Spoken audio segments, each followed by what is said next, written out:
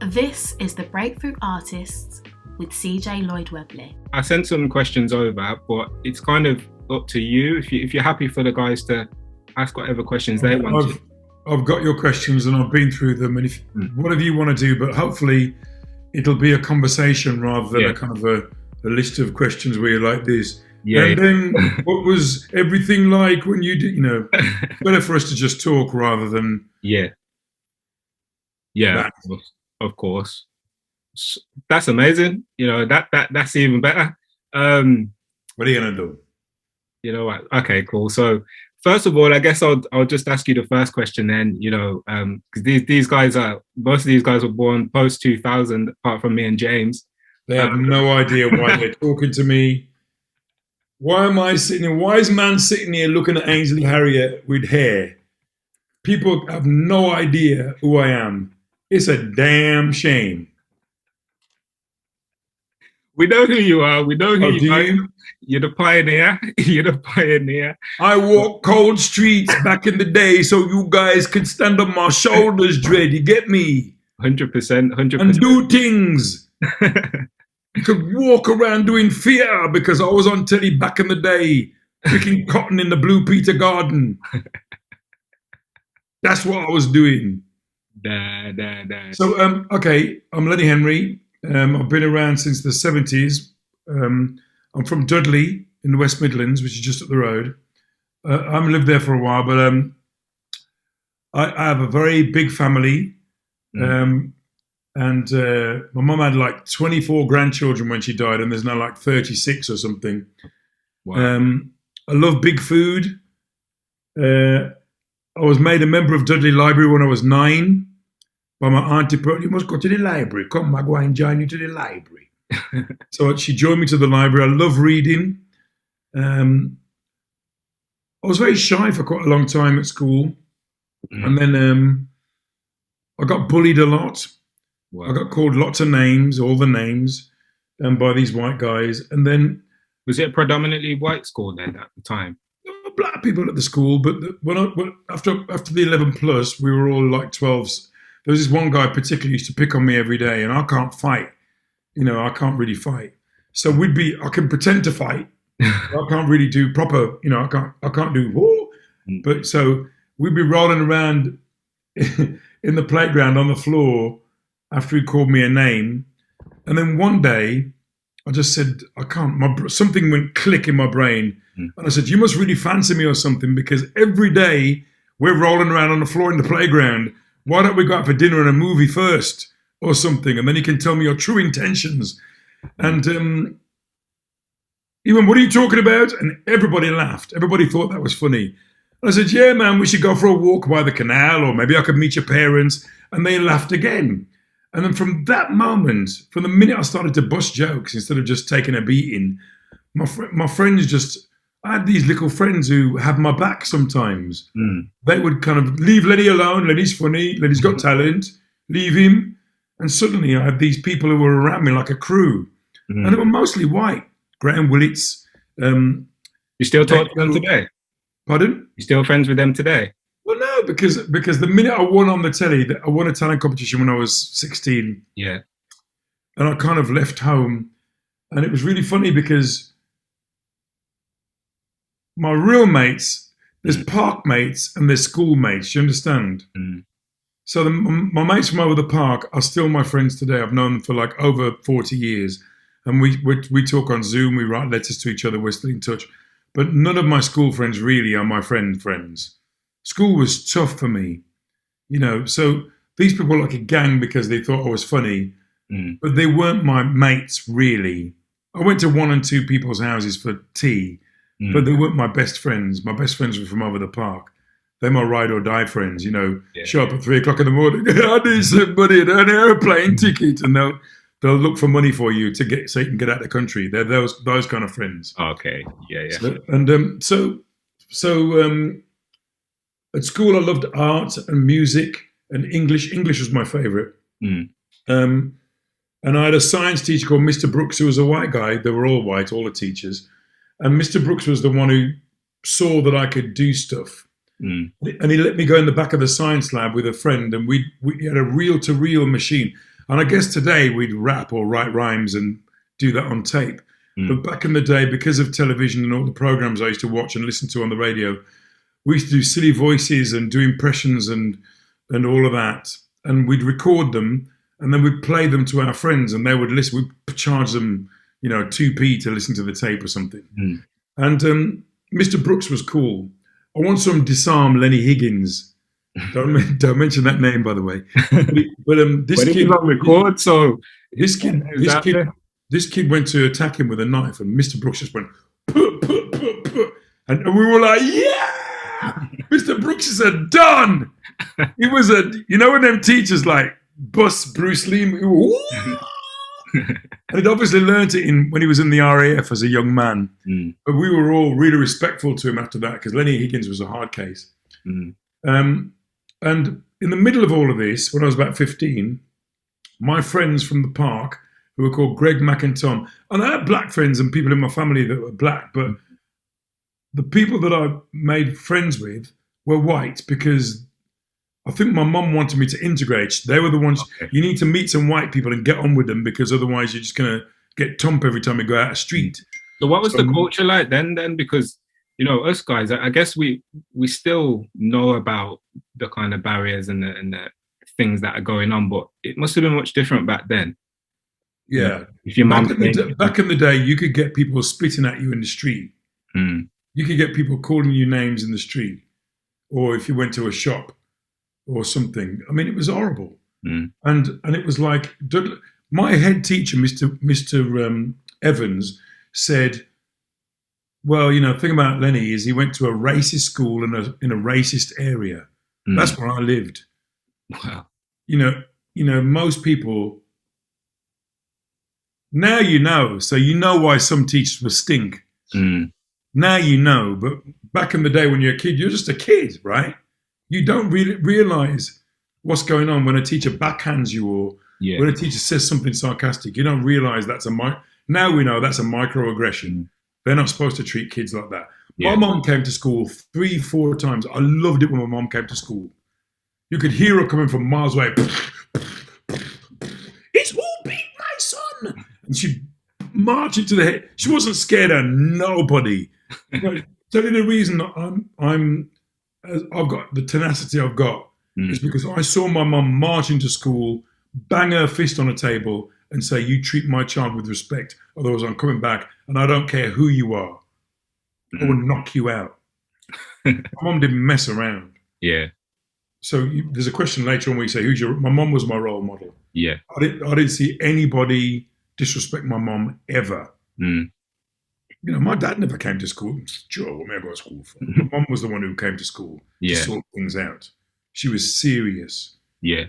But my mum, but I don't know about your parents, but my mum and my dad didn't really know about drama and comedy, and they weren't, they were funny. My mum was funny, and she was a great storyteller. But the connection between that and what you guys are doing, which is making the leap to doing theatre, wasn't in our lives because drama was what other people did. So I want to open that up. I want to open that point up actually because I know that. So we're all black male theatre company. No. Look at your black asses all sitting there looking at me. Not a woman, not one woman sitting there in a whole bunch.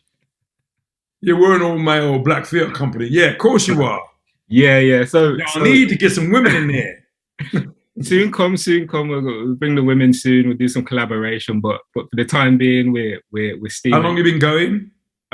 So I used to be myself and Matthias. Matthias couldn't make it today. He's doing some short filming in Wales. But so we essentially were pioneers with two individuals called Philip and Kieran, who were the original kind of leaders of the company. That was in 2016, I believe. Don't quote me on that though. I might have it completely wrong. But we used to be members of the company, and now we're kind of trying to help move it forward as well with the rep. But I just wanted to touch on the point about about kind of being from a black heritage and family, friends maybe not supporting that as a career option. Because I know, Brandon, do you want to just mention a little bit about your experience? Because I know you're really intelligent, but you also see, you know, the arts as your thing. You have to unmute yourself, son. So a bit about my experience in the arts and stuff. Yeah, so because I know you meant Sir Lenny was just saying about, you know, it wasn't really seen to be the thing that Black people did at the time. Brandon, do your family support you in terms of what you're doing in the arts, or do they know about it? Do they talk to you about it? I'd say yes, for sure.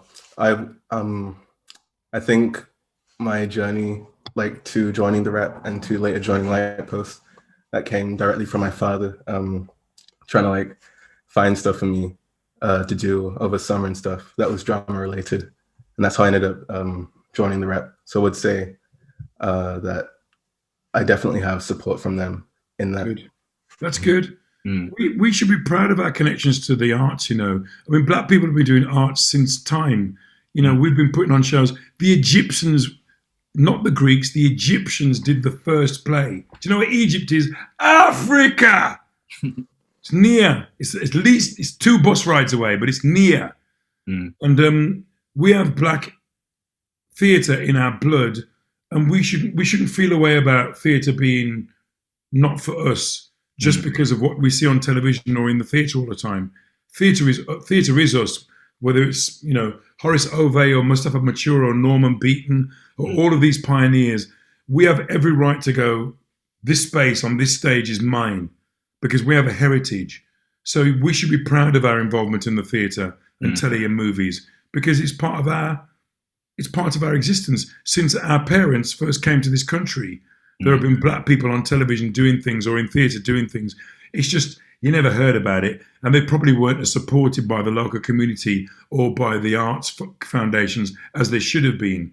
What's interesting now is that people like you are affiliating with the rep because the rep are reaching out, but also you're saying you need us because who goes to the rep?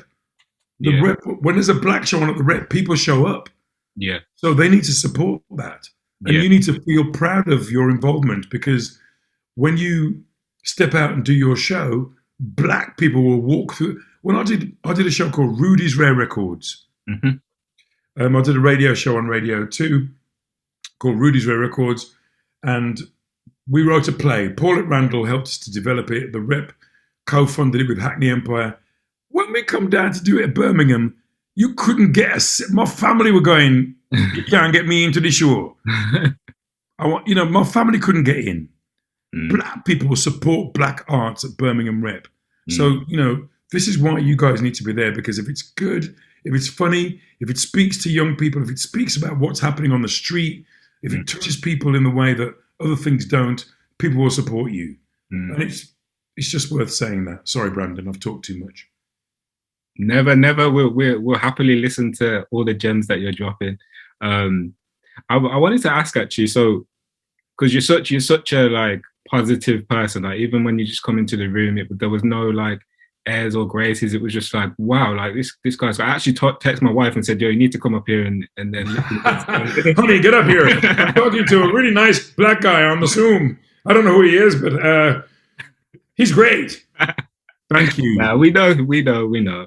But yeah, I just wanted to think about some of the barriers then, because what we try to do as a company is think about some of the potential things that we might come across, you know, in our walk, you know, trying to get into certain spaces. Or do you mean as a company, or as just young Black men? Yeah, individual creatives. Interestingly, when I started, which was in the 70s, which is when the dinosaurs were walking around, guys, my Blackness was a thing. It was everybody knew me because I was the Black kid on television that did impressions of white people. I was the Black kid who was funny on the telly. So my Blackness was a catalyst. It helped my career. And I think that there was some racist shit that went down that I kind of, because there were microaggressions, I didn't really get them at the time, but some racist shit went down where I kind of had to I was only 16, so I had to really grow up in the public eye and learn how to deal with things. I had to ask people what things meant. What did they mean when they said that? Oh, maybe I shouldn't do that. But what I did was I always asked for advice. If I saw somebody do a good show, I'd go and ask them how they did that. If I saw somebody doing a speech where they had a lot of lines, I'd go up to them and say, how did you remember that? How did you remember that? How did you learn that? Yeah. And then they said, well, I learned it by, I remember working with this one actor, and he said, well, I write them down. I write my lines down over and over and over and over and over and over and over. Janil, wake up. Over and over and over and over and over and over and over and over again. And that's how I learn lines today. I just write them down and I make notes by the side of them until they got in my head. So I always asked people questions.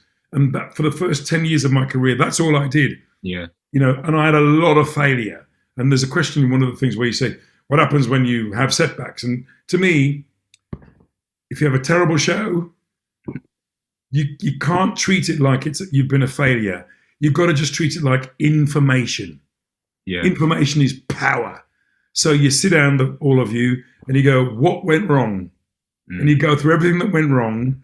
And then you go, well, let's not do that again. How can we do it better next time? What do we need to change? So failure is not failure. There's a brilliant saying, I think Beckett said it, and he says this. He says, ever fail? Fail again. Fail better. You've got to fail better each time. And incrementally, bit by bit, you get better. Because when I was Brandon's age, I just thought they were just going to give me gold ingots straight away. Here's some gold, buy a car. But nobody did that. I made lots and lots and lots and lots and lots and lots and lots and lots of mistakes. I was the first 10 years, man, that's hard. And what's good is people are getting better, younger. So you guys have got some kind of deal with Birmingham Rep. You're making a play, you're writing new work, you're coming up with new things. You're already much further down the road than I was at your age. And what I would say is keep going. When you're creating your own work and you're making it good and you're learning from your experiences, you're down the road. You're doing better than I was doing at this stage in my career. So I would encourage you to think in terms of learning from your mistakes, try not to make them again. If you do, don't beat yourself up about it. Just keep going and keep moving on. Because the more you learn, the better you get. Yeah. James, I just wanted to see if you wanted to add anything to that, because I know you do a little bit of stand-up comedy, and you got the main man in the room, the man who paved the way. So over to you, son. I was the main man. I don't really do stand-up anymore. But anything you want to ask me, James, about it? Yeah, sure. Pleasure to meet you. Nice to meet you too. So yeah.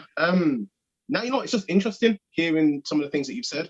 I think it's the same kind of mindset, which is to kind of fail forward and just kind of take lessons from it. But similarly enough, my first stand-up actually was shocking.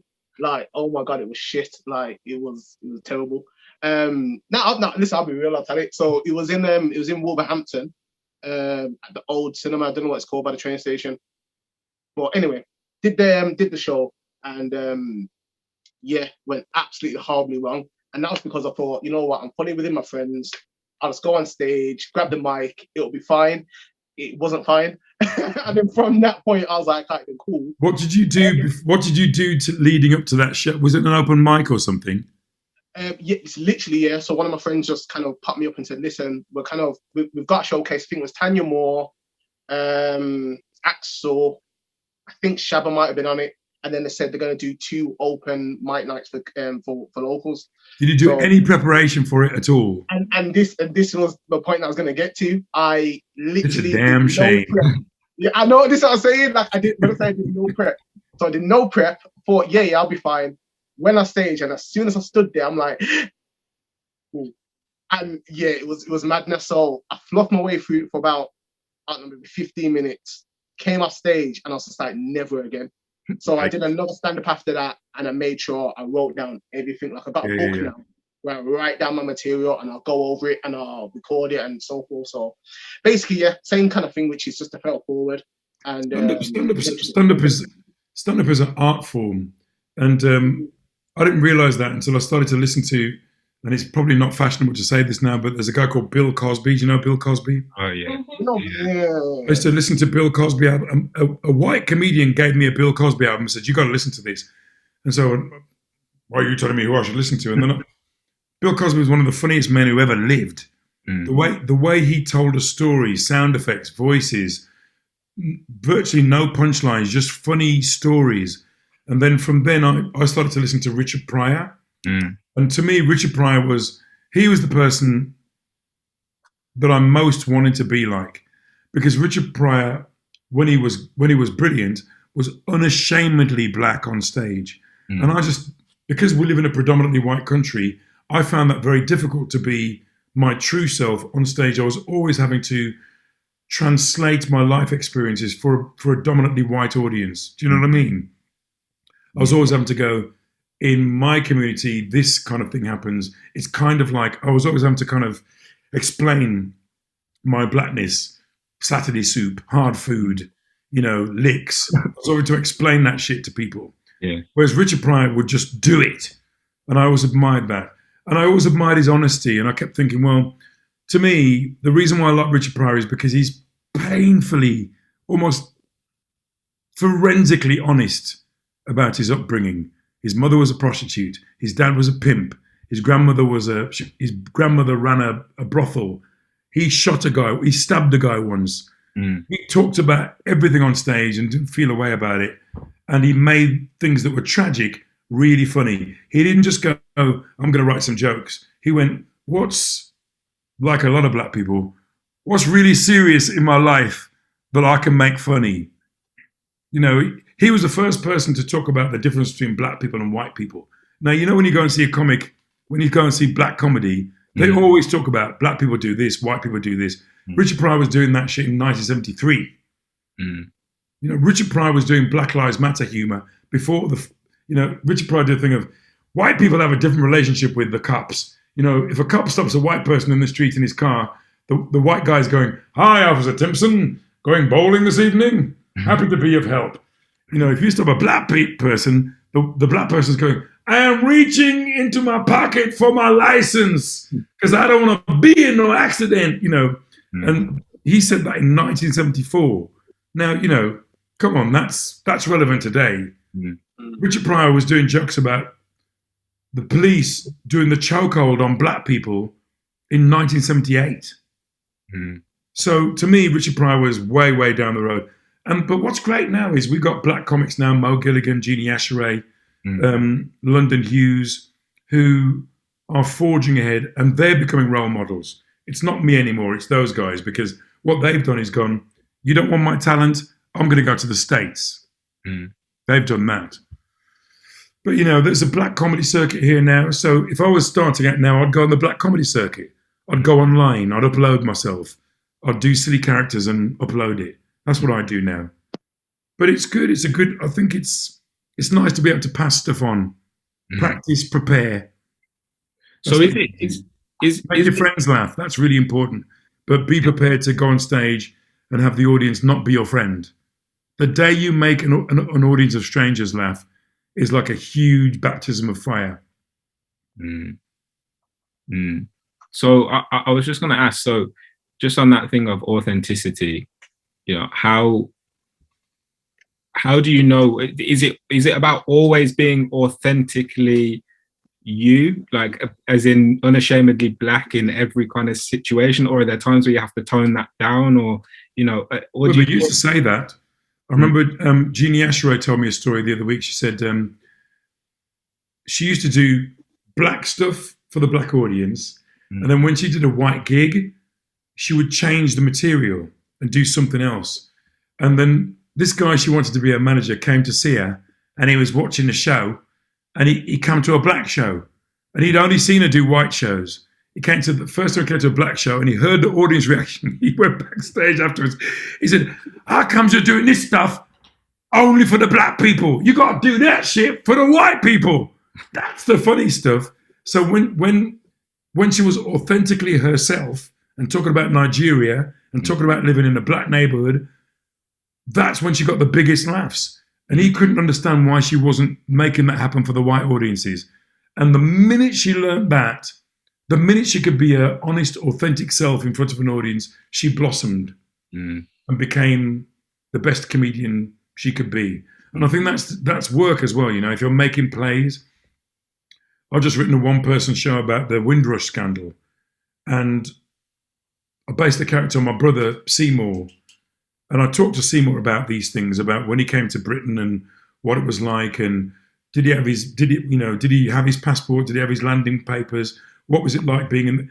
And the minute you do your research and you talk to people, suddenly if you can't be authentic, fake it, you know. But do your research, talk to people, get the information you need to make it as real as it can possibly be, because we as an audience, black people, you know, how many times have you been in a show when you go, that's hardcore? It's because they're telling the truth. Black audiences respond to the truth. If you give them that, they'll be yours forever. I'm going to open it up. Does anyone have any questions? I've got the obviously prescribed ones that Lenny has already seen, but does anyone want to add anything or ask anything? Yeah. Thank you. Good night. You've been a great crowd. Thank you. I've got a question. Nice to meet you, Lenny. Hope you're well. I wanted to say, what's the best piece of advice you've been given, whether it be the industry or just in life, that's helped you move forward? The best advice anybody's ever given me is, when you go on stage, put your money in your shoe. Don't leave anything backstage, because then we thief it. So put your money in your shoe, then go on stage. That was some advice. The other advice somebody gave me is, always dress better than the audience. Why is that? Because you want to look good when you walk on stage. People have paid money to see a show. When it's your, you know, I'm not talking about open mic. I'm talking about when it's your show. Look good when you walk on stage, so that people, and also walk around at the beginning. Don't start straight away. Let them look at the clothes. For a couple of minutes. Like Eddie Murphy delirious, yeah? No, because Eddie was crazy. Did you see Eddie's clothes? Have you met Eddie? Eddie, yes, I have actually. Yeah. He was great. He was really nice to me. Yeah, he's funny, man. You don't need a manager. You don't need a manager. Everybody knows who you are. That's what he said to me. Anyone else? Anyone else have anything before I move on to the next bit? Yeah, I got a question. Yeah. All right. So, again, obviously you mentioned you was from Dudley, right?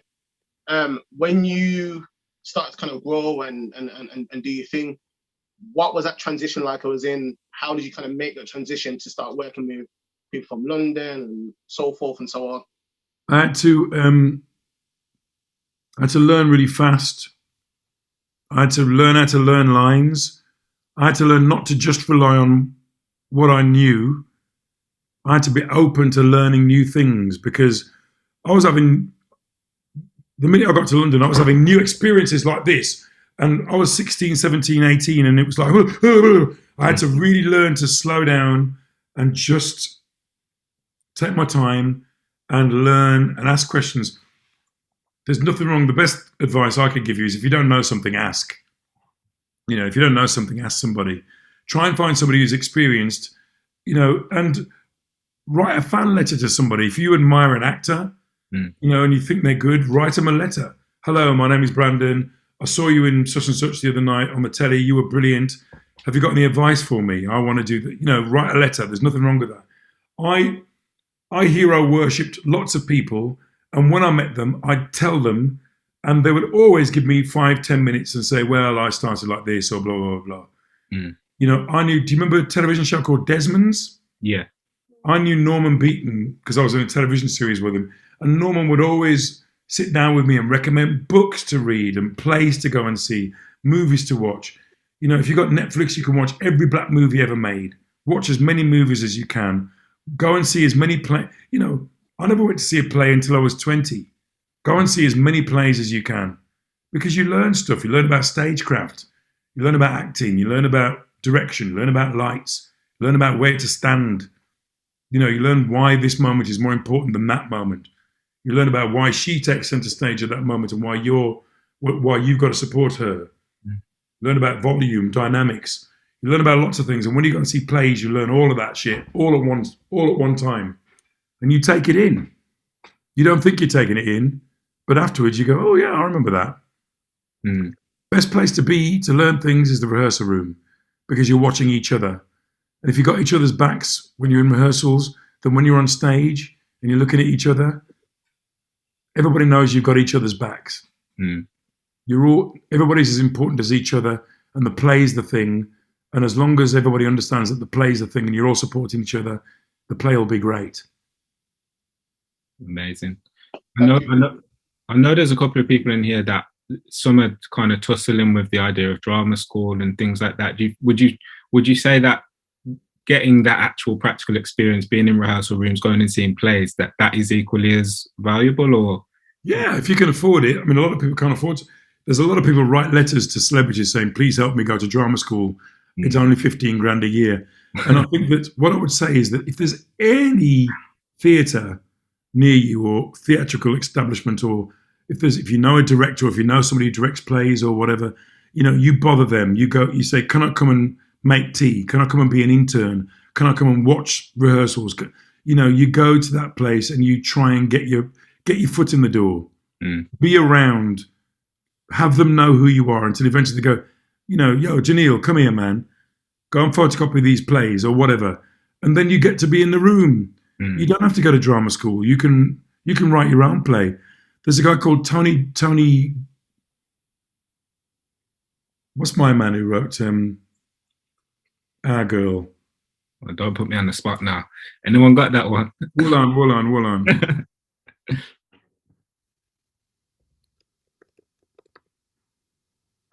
Forgot his name here. No, Tony Grounds. Tony Grounds used to go to youth club with Lenny James and Ray Winston and people like that. And they tried to have a drama club after school. And it was terrible because they didn't know about how to do a drama club. And somebody said to Tony Grounds, well, you're the big mouth. Why don't you write a play so that people can do something? Give them something to do. Write some monologues. And Tony was quite good at writing essays. So he started to write monologues about living in the area, about what it was like being in that group of friends, about who was trying to get off with who, about how somebody got punched in the street the other day, about how somebody thieved money out of their mum's purse. He wrote some monologues, and Lenny James and Ray Winston's first experience of learning lines and doing drama was doing Tony Grounds' work. So I would say that if you can't afford to go to drama school, then team up with other people that are like you and make your own drama, which is sort of what you're doing. Yeah. But there's nothing wrong with making your own drama and then badgering people to get a space where you can get up on stage and do it. Yeah. It's hard, but it's like anywhere that will give you the chance to do it, you take that opportunity. Tunde Ikoli and his Frank Tapler used to drive to Edinburgh every year in a beat-up van with 2 pieces of cardboard with some drawings on it and do a play for free because they wanted the experience of going to the Edinburgh Festival and doing a play. And after the 3rd year, people started to pay to come and see them because they were quite good. There was only ever 2 of them. Yeah. But, you can do anything if you want to. If you want to learn, you can do anything. Of course, drama school's good, but if you can't afford it, don't worry. I never went to drama school. I just did it for my friends and made them laugh. If you want to make drama, make it. Do it. Yeah. Lenny, what do you prefer? Film and TV or theatre? Well, film and TV is what I was used to. But the first time I did a play was Othello. And what was great about Othello was that thing I was talking about earlier, which was the company was like a family. I'd been used to doing work on my own. I was always on my own, going on stage. Folks, great to be here. Take my wife, please. I was that guy. I was always on my own. When I was in a company, I felt like they had my back. People would come and ask you if you wanted help learning your lines, or do you want to run that bit, or should we go to the gym, or people wanted to help you. People wanted to be your partner doing this. And I love that. I love that much more than being in a dressing room on my own when I was a comedian. The thing of having your colleagues around you, supporting you, because you're on stage, and if you freeze, and then I look at CJ CJ might say, you know, I believe her father loved you. Her father loved me, often invited me, still questioned me the story of my life from year to year. You know, you can give me a cue and I'll pick it up. But when you're on your own, you're on your own. No, you got to do that yourself. But when you're in a company, that's your family. And if the director is clever enough, he can make you do this. So I've got to say, I love being in a company more than I love driving on my own and going to a dressing room and sitting there and then going on stage and doing a show. I love being on stage on my own with the audience, but the bits in between are brutal. The adrenaline different. Is the adrenaline different when it's like a show that you're doing, say live at the Apollo, like independently, and then you're in a cohort? Like, is there a difference? Well, the thing is, when you're a comic, you're responsible for everybody's good time. Yeah. But when you're in a play, you can spread the blame around.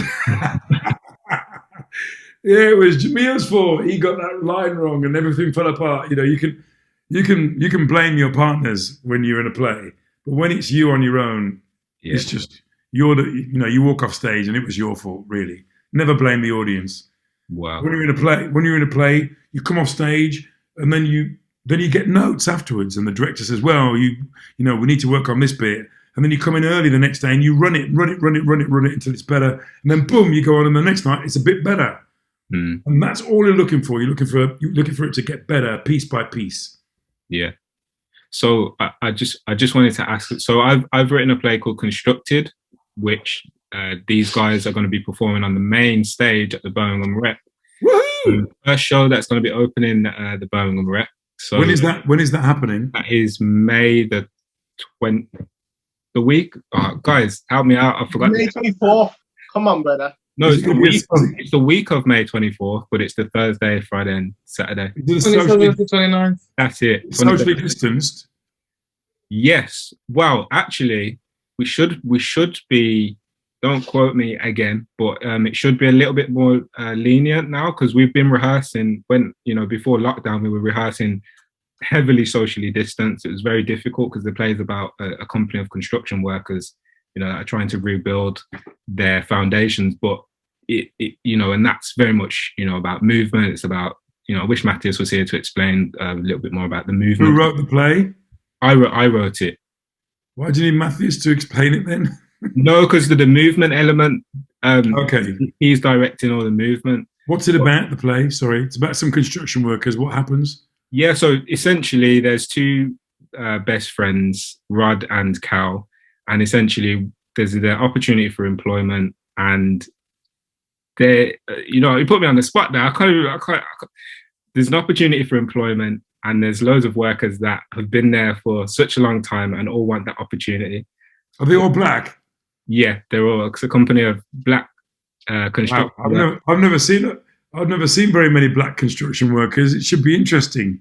Yeah, so that's the idea, and it's like, because the opportunities are very scarce, and it's like what we're talking about now, the opportunities are scarce. Like when this one opportunity comes up, it kind of tears their brotherhood apart, and it's about how do they then navigate this world where there's only one opportunity? Is someone better suited for it? Can you accept that?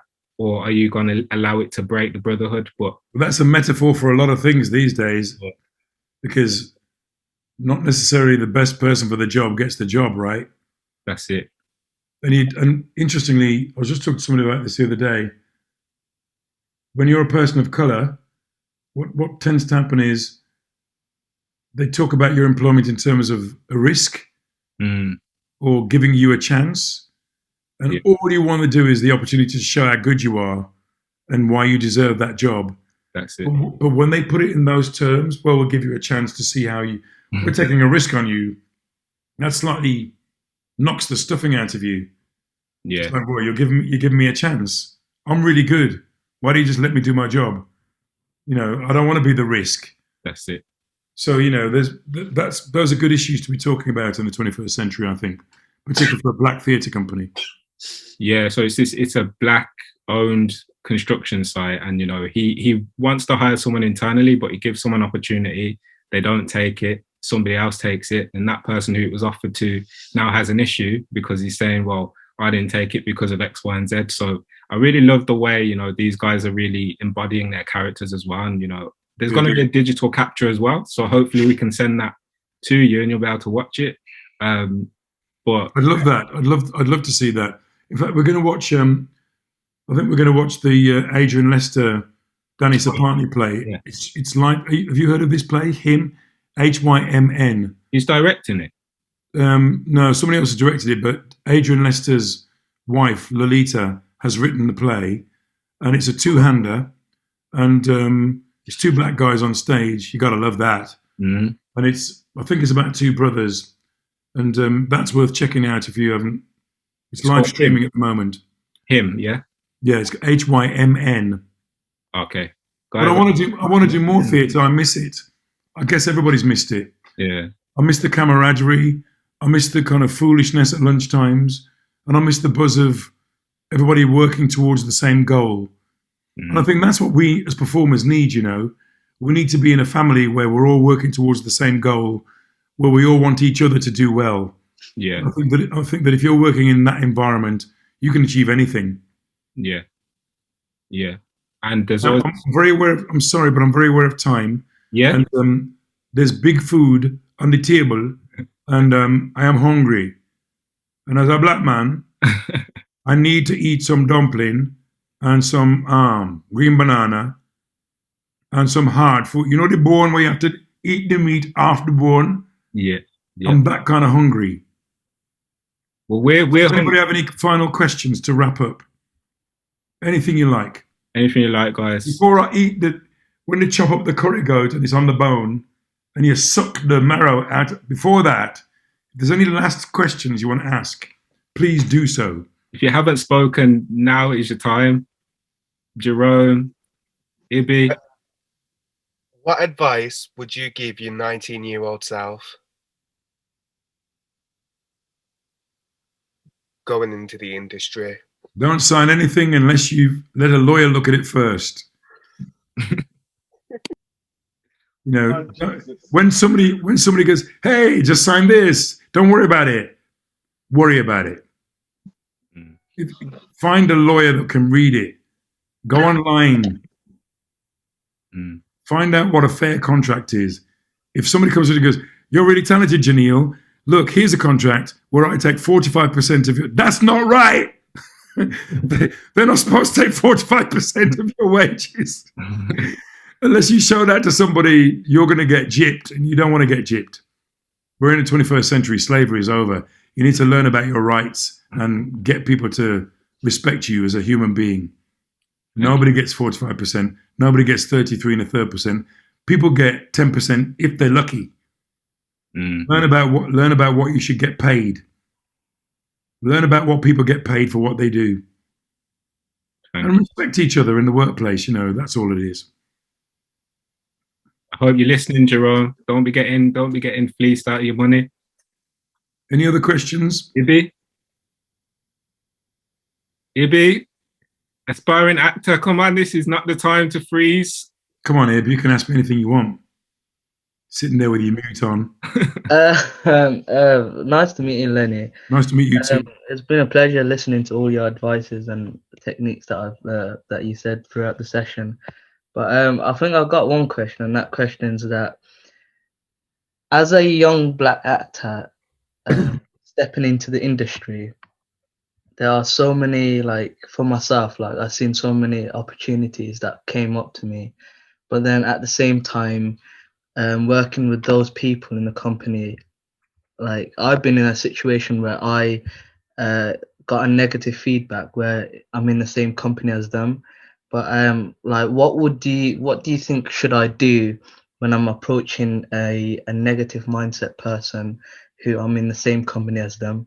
You got to be doing that shit. Do you know what I mean? You can't. That's that person's opinion.